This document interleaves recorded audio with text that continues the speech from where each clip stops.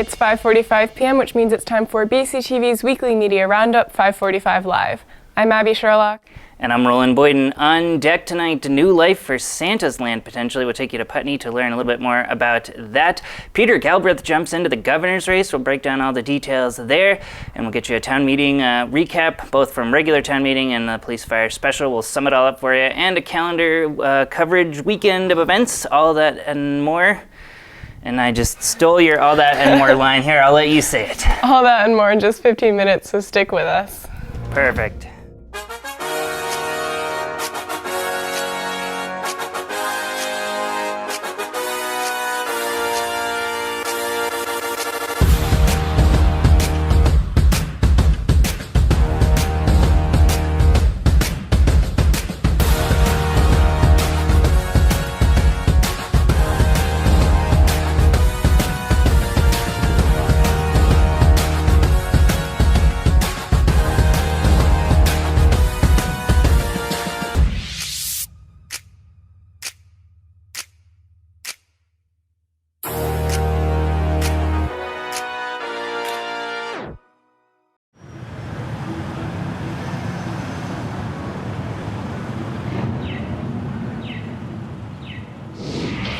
Welcome back to this March 25th, 2016 edition of 545 Live. That's a clip there of the Belgian flag at half-mast after this week's terror attacks in the European nation.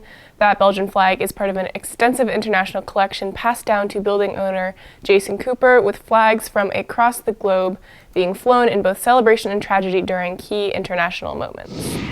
And with that, into the headlines we go. Marlboro resident C.S. Wurzberger, known to some as Green Up Girl, was in Putney last night to present her plans to the currently defunct Santa's Land property before the Select Board, with a detailed presentation and Q&A about her proposal to turn the park into a zoological park and conservation center for lesser-known New England native endangered species, something Wurzberger says she has the experience to pull off.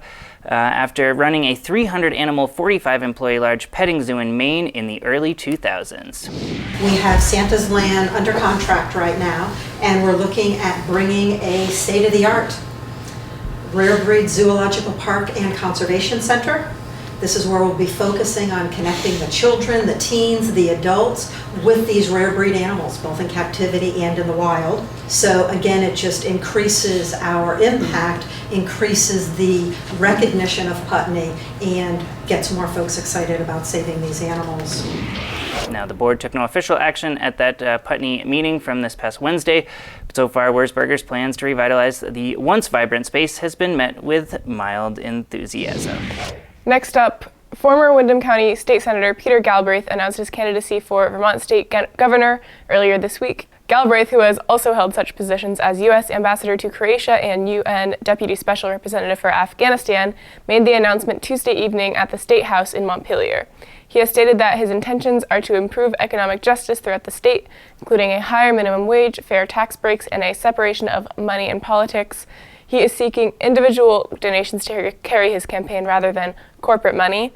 During the race, he plans on stopping his international travel if he is elected. All right, next up, little town meeting recap for you here. Brattleboro Town Meeting representatives have endorsed the move of the police department from downtown Brattleboro to Black Mountain Road with a vote of 111 to 27, authorizing $45 million to be used in the renovation of the new location. Police Chief Mike Fitzgerald has been outspoken on the project, pushing for the move since 2010, and Police Captain Mark Kerrigan has stated that the work flow will see a dramatic improvement upon the move to Black Mountain Road. The board has now been working on adjusting the 2017 municipal budget and tax rate, which will see about an increase of 1.5 cents. They got all of that approved at the regular annual town meeting, which is where our flashback clip takes you now. We decided as a select board, as a group, to recommend spending half of the excess money over the 10% guideline in order to defray taxes when we get to the highest repayment year on the second level of borrowing that we're doing for the police fire facilities renovation. So the recommendation at this point is to spend $449, 2 1/4 out of the unassigned general fund balance for those two big projects, and then to reduce the tax levy as the rate goes up to pay for police firework. You can see both the special town meeting on the police fire in Brattleboro Representative Town Meeting for March 12th, and then the regular annual town meeting in two parts from the 19th. It's available to stream at brattleboro.tv.org. Moving on, State Education Secretary Rebecca Holcomb spoke on Thursday on the future of Windham Southeast Supervisory Union as Holcomb pushes for the implementation of Act 46, which will consolidate the district to cut down the budget. The Windham Southeast Act 46 Study Committee has been looking into the accelerated merger option that would place all of the districts into a single board. Upon the implementation of Act 46, students in Vernon may not be able to have a choice in their middle and high school educations, a highly contested issue that was a frequent topic at Thursday's meeting. However, Holcomb spoke highly of the opportunity to unify the supervisory union to create more success for the individual students. I think we have to have this conversation about what needs to be done at the classroom level between parents and teachers and children, what needs to be done in local communities, and where is it that maybe we need to think about a bigger structure. I mean, right now, the smallest district in the state, serving, 15, 17 kids, has to do everything the city of Burlington does. I'd rather have those resources freed up to focus on those kids in the classroom. You can see Rebecca Holcomb's visit as part of one of many WSESU Windham Southeast Supervisory Union Act 46 Study Committee meetings. You can also follow the WCSU, which is the Central Supervisory Union Act 46 meetings, as all of these area schools and boards try and figure out how to move toward that accelerated merger dictated by that complicated legislation. So watching more than just the short clip we show you here, but the full meeting can be really helpful when it comes to finding that out. Now, speaking of short clips from long meetings, last night was the next installment of the Nuclear Decommissioning Citizen Advisory Panel, known as Vermont NDCAP, the 19-member citizen panel that oversees decommissioning at Vermont Yankee, and they had another one of their meetings last night. It was hosted here in Brattleboro.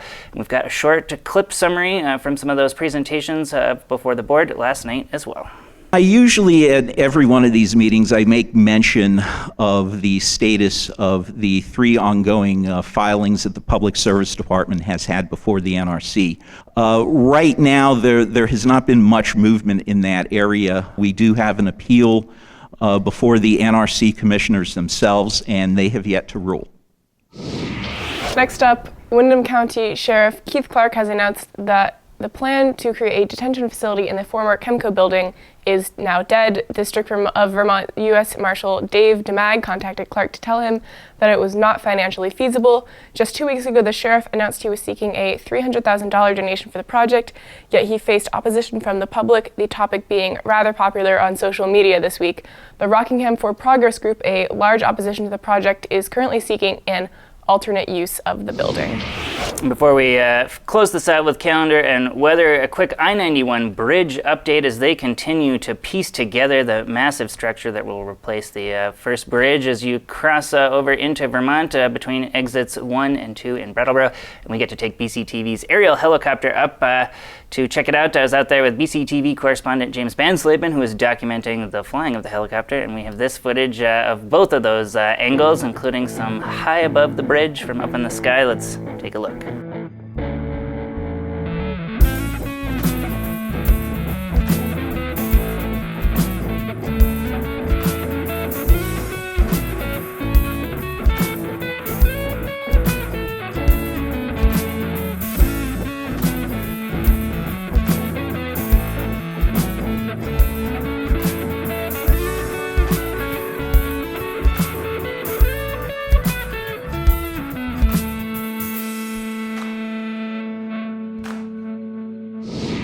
And with that, it's time to launch into our BCTV video calendar, which is all sponsored by the Brattleboro Savings and Loan, whose contributions to BCTV each year help fund our weekly look at upcoming events. And we'll start in Putney, where the Apron Theater Company is prepping for a weekend of performances at Next Stage Arts as they present the play Other Desert Cities with performances at Next Stage at 7:30 p.m. tonight, tomorrow, and Sunday night. More info at nextstagearts.org. brooksarts.org. Moving on in the calendar, all throughout the month of April, Brooks Memorial Library will be hosting CCV intern and job hunt helper Ben Howe, who will be holding open office hours at the library on Tuesdays from 5 to 8 p.m. and Thursdays from 1 to 4 p.m. to help area residents find new and better jobs by working to develop new resumes and cover letters, apply for jobs online, and find education and training programs that can help boost your job market skills. Get more information on this whole program by calling Brooks Memorial Library at 802-254-5290 extension 109 or by emailing jobhuntbml@gmail.com. My name is Ben Howe, and I'm a Community College of Vermont job hunt helper. I can help you search for jobs, use some tools for developing a resume and cover letter, apply for jobs online, and learn about education and training programs. I'm available through the month of April at the Brooks Memorial Library at 224 Main Street in Brattleboro, from 5 to 8 p.m. on Tuesdays and from 1 to 4 p.m. on Thursdays. Just a quick reminder that as we close out the month of March, it's still a few days left to check out the fabulous student art installation at the River Garden, which is all part of Student Art Month, so be sure to get down there and check that out as well. And before we close out this edition of 545 Live, let's take a look at this weekend's weather, courtesy of the high school's morning news advisory broadcast crew, BUHS TV. Friday, we have a high of 55 and a low of 36, so, still warming up, and hopefully that snow will be gone. But as for the roads, they should be cleared up by now, and from all the snow and perhaps any accidents that have happened on the highway or side roads. So traffic should be fine, maybe a slight delay of maybe 5 minutes. But other than that, looks like it's going to be heading in a good direction. Let's head back to the desk. All right, that does it for another edition of 545 Live. Thanks for checking in with us. We'll be back next week right here on BCTV Comcast Cable Channel 8 at 5:45 p.m. Eastern Time. In the meantime, thanks for watching.